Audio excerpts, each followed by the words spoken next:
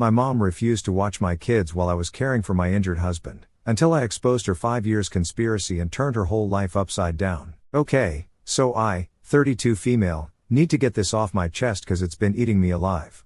Fair warning, this is going to be a long one. So my whole life, I've been the responsible child in my family, while my sister Zara, 30 female, has been the golden child who can do no wrong.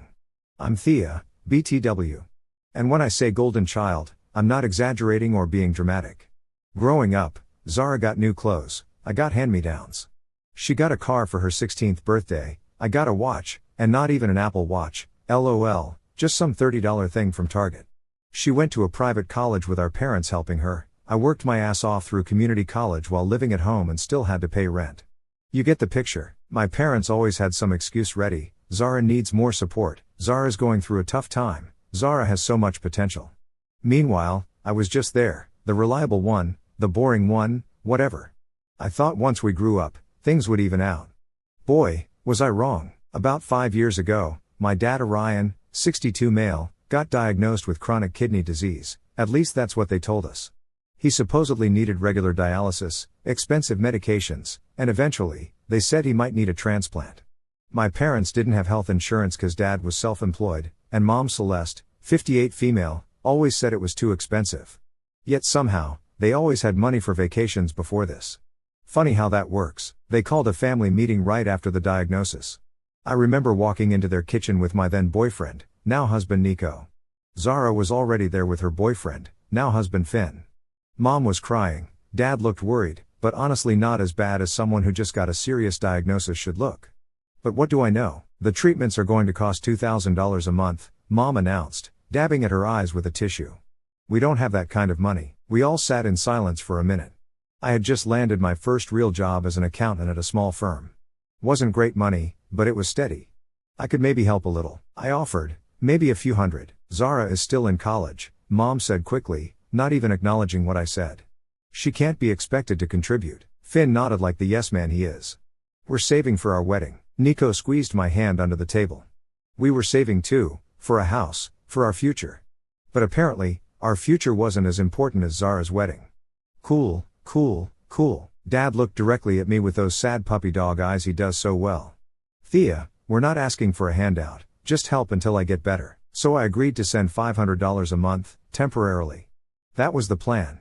That was the goddamn agreement. That was 5 years ago. The $500 quickly became $800. The medication cost more than we thought. Then $1,200 as dad's condition worsened. Then suddenly they couldn't pay rent. Then their car broke down.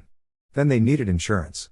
Before I knew it, I was sending them nearly $2,000 every month while Zara contributed exactly zero. Meanwhile, Nico and I had a baby girl, Maisie, who's now 3, cute as a button and smart as hell. We were struggling to save for her future while sending so much to my parents. We couldn't even afford to put her in the good daycare in our area. Had to settle for the one with the weird smell and the teacher who always looks hungover. Every time I brought up reducing payments, suddenly dad would end up in the hospital, and I'd get frantic calls from mom about how he might not make it this time. And like the sucker I am, I'd feel guilty and send more money. Nico tried to say something a couple times. Don't you think it's weird that they always need more money right when we're thinking about buying something for ourselves? But I shut him down. That's my dad we're talking about. He's sick. How could I be so selfish? Last Christmas, Zara showed up with a brand new SUV. Finn got a bonus, she said, like it was nothing. Meanwhile, I was driving a 2008 Honda with a check engine light that's been on so long I think it might be permanently fused that way. When Maisie was born, they visited once, stayed for exactly 45 minutes. Dad complained about the hospital parking the whole time. They brought a gift, a onesie that was the wrong size and season. Meanwhile, when Zara had her boys, they practically moved in with them for 2 weeks each time. Mom still babysits them 3 days a week to help out.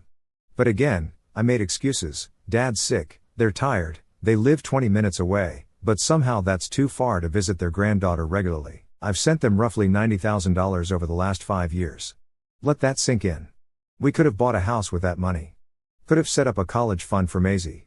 Could have replaced my crappy car that makes a sound like a dying whale every time I go over 50 miles per hour. Instead, we live in a tiny 2-bedroom apartment with a landlord who thinks fixing things is optional. We shop at discount grocery stores and buy Maisie's clothes from thrift shops. Meanwhile, Mom keeps posting pics of her new kitchen gadgets on Facebook, and Zara and her family went to Disney twice last year. But I kept paying. Because family, right? Because Dad's sick.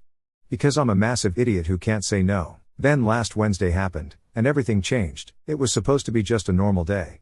We'd been having issues with the bathroom fan making this horrible grinding noise, and the landlord said it would be 2 to 3 weeks before he could get to it, which in landlord language means never unless you keep calling every day. So Nico decided to fix it himself. I was in the living room with Maisie, helping her build a tower with these mega blocks my cousin gave us for her birthday. I could hear Nico on the stepladder in the bathroom, grumbling about the wiring. Then suddenly, I heard him yell, followed by a loud crash and thud. I ran to the bathroom, and holy crap, there was blood everywhere, like a freaking crime scene. Nico was on the floor, clutching his arm, and I could see a deep puncture wound right below his elbow where blood was literally pulsing out. The cordless drill was beside him with blood on the bit. I lost my balance, he said, looking pale as hell. I was falling, and the drill. I landed on it while it was still spinning. I could see muscle tissue and possibly a glimpse of bone. This wasn't just a cut, this was a drilling injury straight into his arm. The blood was coming out in spurts, which I knew was really bad news. I grabbed a kitchen towel, ripped my only good towel, and wrapped it around his arm while trying not to puke. Blood was soaking through it in seconds. We need to get you to the ER, I said, trying to sound calm for Maisie, who was now standing in the doorway looking scared. What about Maisie? Nico asked through gritted teeth. He was starting to sway a little, which freaked me out even more. I did a quick mental rundown of our options. Nico's parents live in Arizona for half the year, they're snowbirds. My best friend Vea was at work and couldn't leave. My other friends all live at least 30 minutes away. I'll call my mom, I said, already dialing. Now I know, after everything I just told you, why would I even try? But when you're panicking and your husband is bleeding through a towel, you get desperate. Mom answered on the third ring. Thea, I was just about to call you. Your dad's medicine is running low, and the pharmacy. I cut her off. Mom, Nico's hurt really bad. He's bleeding everywhere. I need you to watch Maisie for a few hours while I take him to the ER. Please. There was this pause that said everything. Oh, well, today's not good. Your dad has an appointment, and, Mom, this is an emergency. Nico needs stitches. I'm dropping Maisie off in 20 minutes. I hung up before she could argue. Dick move, maybe, but my husband was turning the color of paper. I hurriedly packed Maisie's backpack. You know the drill if you have kids. Favorite stuffed elephant, snacks, juice box, extra clothes in case of accidents, her blankie, basically anything that appeared in front of me while running. Nico was leaning against the counter, looking worse by the second. I helped him to the car while carrying Maisie on my hip, got them both buckled in, Nico with a fresh towel that was already turning red, and drove to my parents' place like a maniac. They live about 15 minutes away, but I made it in 9. When we got there, I ran to the door with Maisie, her backpack bouncing against my leg. Mom opened up with this look on her face, you know, the one that's I already told you no look that Mom's perfect over years of practice. Thea, I told you today is not. It's an emergency, Mom, I said, trying to hand Maisie to her. Nico's in the car bleeding. We'll be back in a few hours. That's when I heard it, laughter, kids' voices coming from inside the house. I looked past my mom and saw my nephews, Zara's 2 boys, sprawled on the living room floor playing some video game. And there was my dad, sitting in his recliner watching them, looking about as deathly ill as I do after a light jog, which is to say, slightly uncomfortable but very much alive. What's going on? I asked, stepping inside without waiting to be invited. I thought Dad had an appointment. Mom did that thing where she adjusts her necklace when she's lying. Oh, we rescheduled. Zara had a job interview, so we're watching the boys. The absolute audacity. The freaking nerve of these people. So you can watch kids, but not mine during an actual emergency? Mom crossed her arms and gave me that look she's perfected over the years, like I'm being ridiculous for even asking. Thea, we're not your babysitters. Just because you send us money doesn't mean we have to drop everything and watch Maisie anytime you want. I felt like someone had dumped a bucket of ice water over my head. 5 years, thousands of dollars every month. My daughter barely knows her grandparents because they're always too busy or Dad's not feeling well, and she actually said that to my face. I looked at my dad, who suddenly became very interested in his slipper. I looked at my nephews, and something inside me just clicked into place. I see, I said, surprisingly calm considering I wanted to flip their coffee table. Then I guess from now on, Zara can pay for your treatments. Mom's face went white, like ghost white. Thea, you can't be serious. Your father will die without. Then Zara better start paying, since she's clearly the priority anyway. I turned and walked out, still carrying Maisie. Nico was slumped against the car door, the towel now completely soaked through. "They won't watch her?" he asked, his voice weak. "No," I said, buckling Maisie back in. "They're too busy with Zara's kids, and apparently we're not entitled to any help despite all the money we send." Maisie started crying because she could tell something was wrong. I tried to keep it together for her sake, but inside I was raging. The ER was a complete nightmare, 3-hour wait with a bleeding husband and a cranky toddler. Maisie had to pee twice and threw a tantrum when she got hungry because I'd left her snacks in the car. Nico needed 7 stitches and nearly passed out during the procedure. The doctor asked if I was okay because apparently I looked like I might murder someone. And the whole time, all I could think about was my mom's words, "We're not your babysitters. Just because you send us money doesn't mean we have to drop everything and watch Maisie anytime you want." 5 years. $90,000. For what? So they could babysit Zara's kids while mine cried in an ER waiting room? We finally got home around 6 p.m. Nico passed out from pain meds. I put Maisie to bed after reading her favorite book 3 times.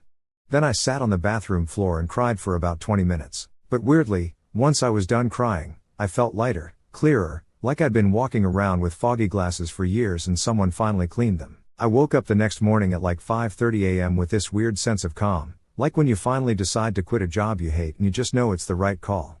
Nico was still knocked out from the pain meds. Maisie wouldn't be up for another hour.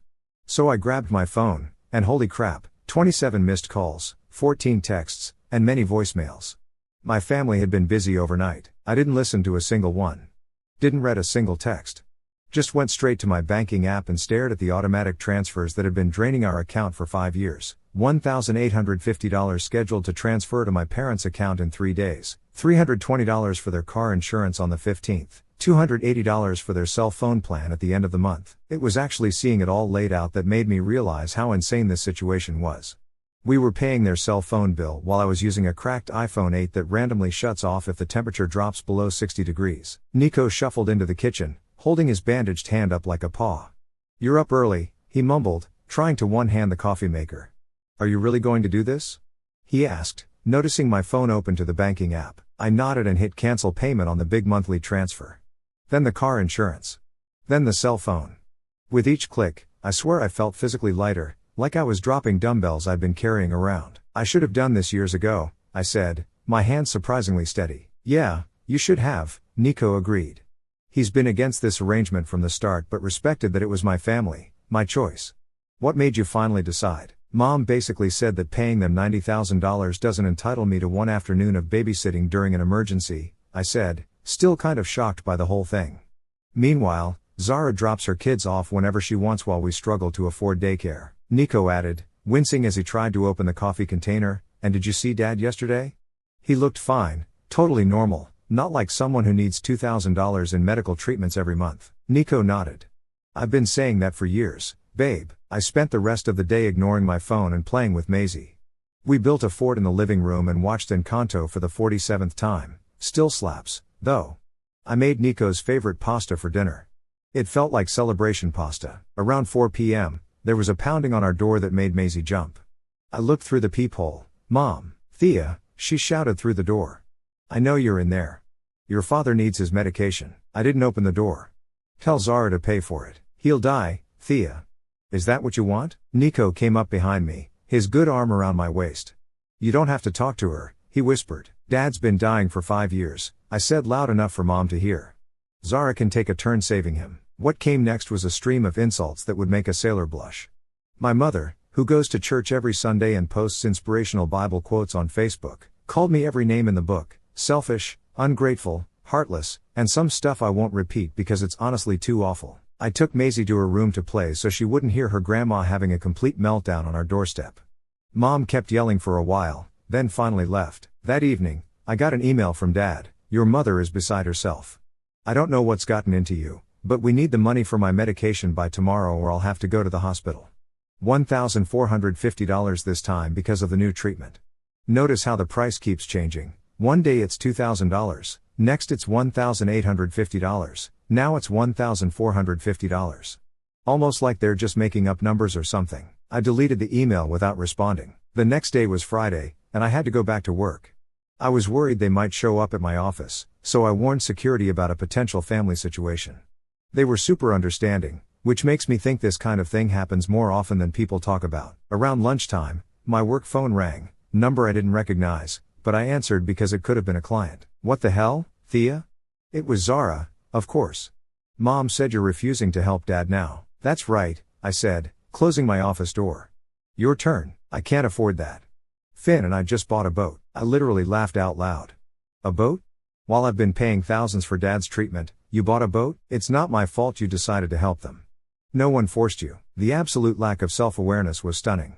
And no one's forcing you either, but apparently Dad will die without his medication, so I guess you better figure it out. You're such a... Goodbye, Zara. I blocked her number as soon as I hung up. Then I blocked my parents' numbers too. Then I blocked them all on social media. It felt good, guys, so damn good. That weekend was strange, peaceful but weird. My phone wasn't constantly blowing up with my parents' demands for once.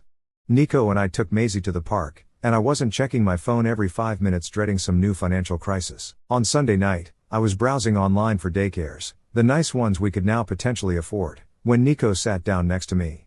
They'll find other ways to contact you, he said. You know that, right? Let them try, I said, feeling weirdly confident. I'm done being their ATM. I was right to be prepared because they definitely weren't done with me, not by a long shot. My car got keyed in the work parking lot on Monday. No proof it was them, but the timing was suspicious. Tuesday, someone called CPS claiming we were neglecting Maisie. The social worker who came to check things out was super nice and clearly embarrassed to be there once she saw our clean apartment and happy, well-adjusted kid. I couldn't believe how far my family could go for the sake of money. A week and a half after the Great Financial Liberation, as Nico had started calling it, things were starting to calm down. My parents seemed to have gotten the message after the CPS visit backfired. Zara had apparently told the whole family I was mentally unstable, but most people who actually know me were smart enough to question that. We were finally starting to breathe easier.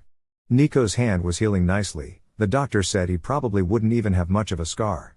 Maisie had been accepted into the good daycare center that we could now actually afford, and I'd opened a college savings account for her with the first $1,850 that didn't go to my parents. It was Sunday morning, and we were having pancakes when the doorbell rang. Nico and I exchanged looks. We weren't expecting anyone. I peeked through the peephole and saw my Aunt Panier standing there with a casserole dish in her hands and a concerned expression on her face. Panier is my mom's sister but has always been the cool aunt. She was the one who let me skip school and took me to my first midnight movie premiere at 16, taught me how to apply eyeliner, and was genuinely supportive when I decided to go to community college instead of taking out massive loans for a 4-year university. We weren't super close, but I'd always liked her. Against my better judgment, I opened the door. Thea, honey, she said, her voice all gentle and sweet. Can we talk? I let her in because, I don't know, hope springs eternal that at least one family member isn't completely toxic.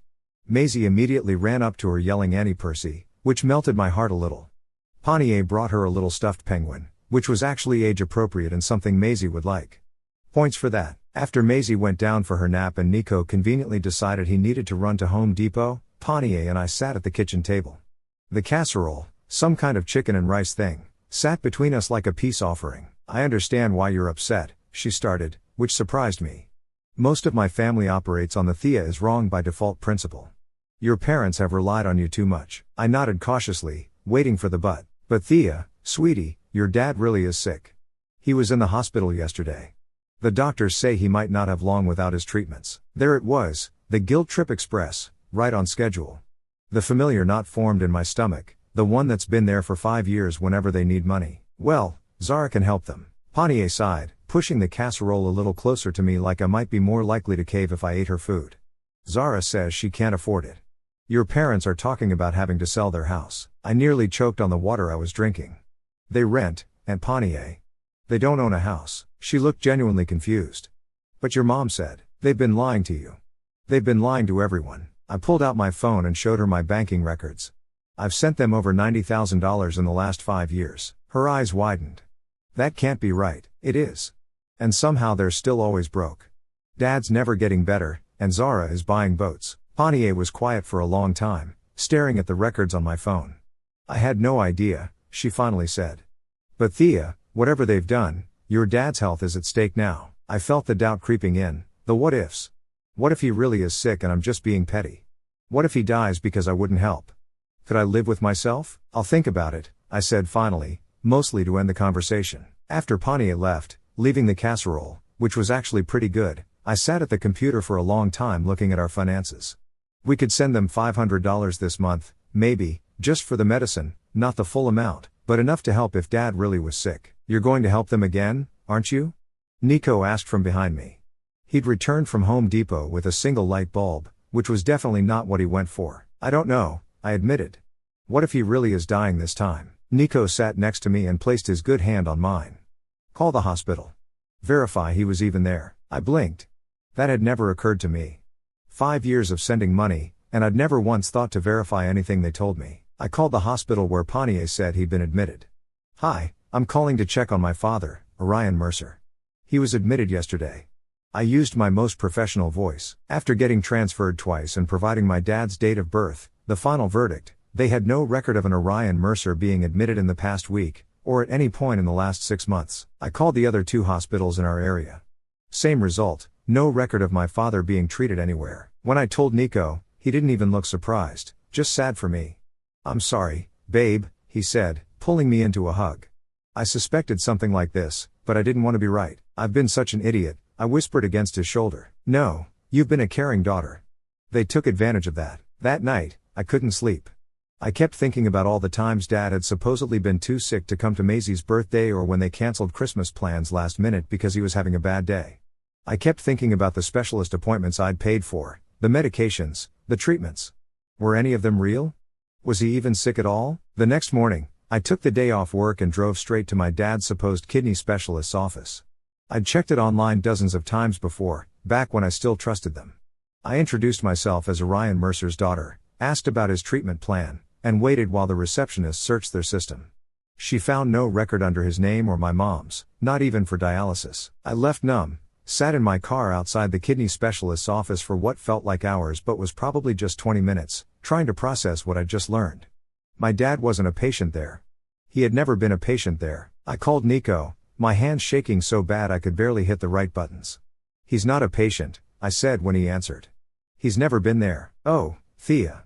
Nico's voice was soft, sympathetic. Come home. We'll figure this out. No, I said, suddenly determined. I need to know what's been happening, where the money's been going. So I did something I'd never done before. I started actually investigating my parents. I went to the dialysis center where Dad supposedly went 3 times a week. Same story, no patient named Orion Mercer ever. Second stop, the pharmacy where they supposedly got his expensive medications. The pharmacist checked and confirmed they'd never filled prescriptions for my dad. By this point, I was beyond shocked and moving into full detective mode. I drove to my parents' rental house but parked down the street so they wouldn't see me. Their cars weren't there, which was weird for a Tuesday morning when Dad was supposedly so sick he could barely leave the house. I decided to dig deeper. I texted my cousin Phoenix, who's always posting on social media but isn't close to my parents. Hey, random question, have you seen my parents around lately? They're claiming Dad's really sick, but I'm starting to have doubts. She replied almost immediately, what? Your dad was at my gym yesterday working out with his trainer. He looked totally fine. They're going on some cruise next month too. Your mom won't stop talking about it in the family group chat. A cruise. When they supposedly couldn't afford Dad's medications without my help.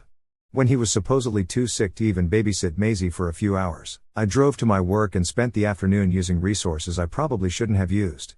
I'm an accountant, so I have access to certain tools. I looked up my parents' credit reports. I still had their SSNs from when I helped them apply for rental insurance. What I found made me want to scream. Credit cards, so many credit cards, all maxed out. Expensive clothes, electronics, furniture, restaurants. And yes, a cruise booked for next month. Over $6,000 for a 10-day Caribbean vacation. But what made me go nuts is when I found a boat loan in my dad's name from last year. A $40,000 boat. But here's the thing, the address listed was Zara and Finn's address. They had the boat. My parents had co-signed. So my money wasn't just going to my parents, it was going to Zara too. I kept digging.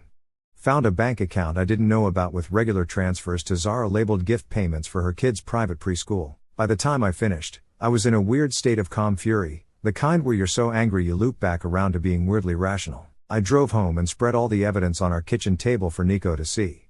They've been scamming me, I said flatly. For years. Nico looked through it all, his face getting darker with each page. This is insane, Thea. They've been living like royalty on your money while we've been struggling. While we put off having a second kid because we couldn't afford it, I added. While we stayed in this crappy apartment with a leaky ceiling. While I drove a car with bald tires. What are you going to do? Nico asked again. I took a deep breath. And this for good. That night, I compiled everything into a folder. I was just finishing up when my phone buzzed with a text from my mom. Your father's in the hospital again. We need $2,400 for the new treatment by tomorrow morning or insurance won't cover it. I didn't even feel angry anymore, just sad at how easily the lies came to them. I didn't respond. The next day was Wednesday. I took another day off work. My boss was understanding after I explained a bit of the situation, and decided to drive by my parents' house again just to see if they were actually home or off on another secret vacation. Their car was in the driveway. And so was Zara's shiny SUV. I don't know what came over me, but I pulled up and parked right behind them, blocking them in. Then I marched up to the door and rang the bell. Dad answered, looking completely healthy, not at all like someone who had been in the hospital yesterday. Thea, he said, looking shocked to see me. What are you doing here? Family meeting, I said, pushing past him into the house. Mom and Zara were sitting at the kitchen table with coffee mugs, looking like they were having a lovely casual morning. They both froze when they saw me. Thea, Mom started. We were just talking about you. Your father really needs. I dropped the folder on the table between them. Credit card statements, bank transfers, and gym membership receipts spilled out. Kidney disease, huh? I said, surprising myself with how steady my voice was.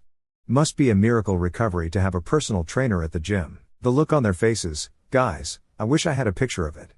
Pure oh shit expressions all around. Thea, I can explain, Dad started. I've already figured it out, I cut him off. There's no disease. There never was.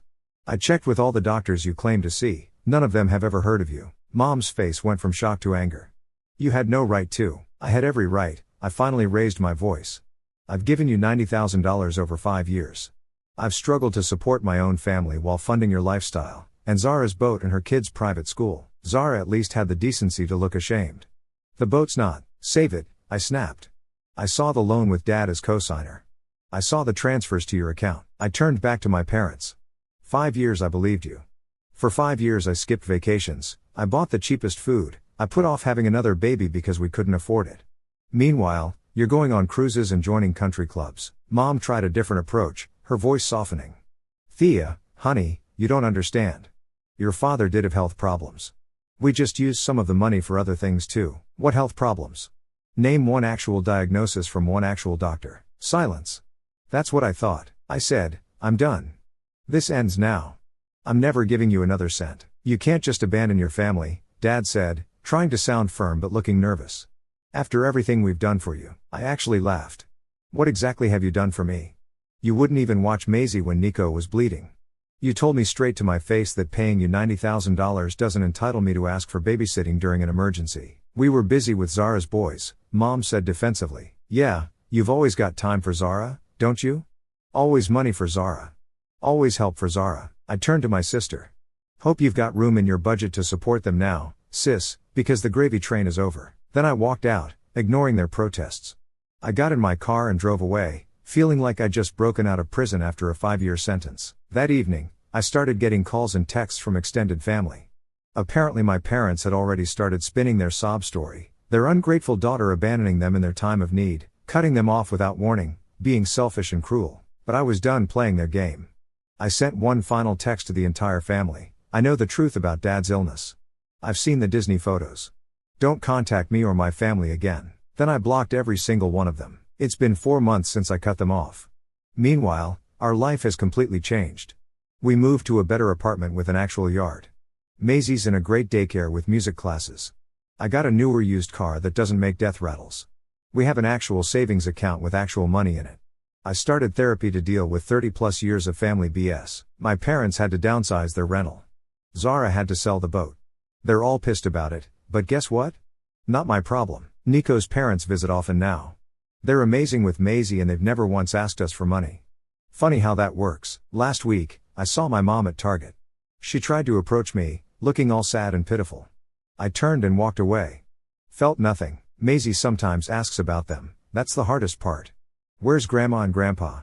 My heart breaks for what she's missing, but then I remember they chose expensive vacations over knowing their granddaughter. The best part, I'm pregnant, something we put off for years because we couldn't afford it.